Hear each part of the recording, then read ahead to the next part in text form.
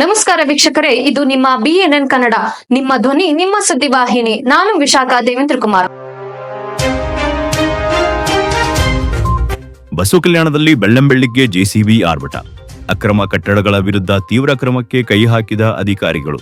ಸಸ್ತಾಪುರ್ ಬಂಗ್ಲೆ ಹತ್ತಿರದ ಆಟೋನಗರದಲ್ಲಿ ಅಕ್ರಮವಾಗಿ ನಿರ್ಮಾಣವಾಗಿದ್ದ ಹಲವು ಕಟ್ಟಡಗಳು ಇಂದು ಬೆಳಗಿನ ಜಾವ ಕೆಡವಲಾಯಿತು.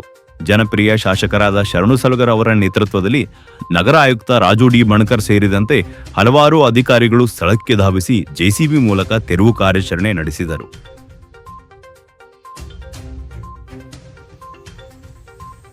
ಈ ಅಕ್ರಮ ತೆರವು ದಾಳಿಯ ದೃಶ್ಯಗಳು ಜನರಲ್ಲಿ ಚರ್ಚೆಗೆ ಕಾರಣವಾಯಿತು.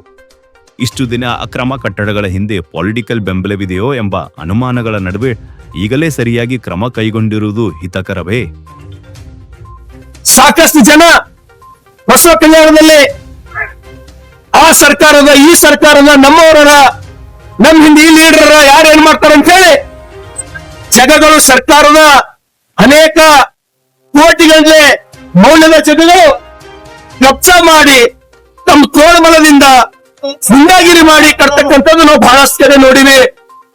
ಬಸವ ಕಲ್ಯಾಣ ಮಹಾನಗರದಲ್ಲಿ ಯಾರು ಗಾರ್ಡನ್ ಜಾಗ, CS ಸೈಟ್ಗಳು, ಸರ್ಕಾರದ ಯಾವುದೇ ತರದ ಜಾಗವನ್ನ ಅತಿಕ್ರಮಣ ಮಾಡಿ ಕಟ್ಟಿದ್ದೇ ಆದಲ್ಲಿ ನಿಮ್ಮ ಪರಿಸ್ಥಿತಿ ಕೂಡ ಇದೇ ಬರ್ತಕ್ಕಂಥದ್ದು ಎಚ್ಚರಿಕೆ ನಿಮಗೆ ಕೊಟ್ಟಕ್ಕಂಥದ್ದು ಉದ್ದೇಶ ನಂದು.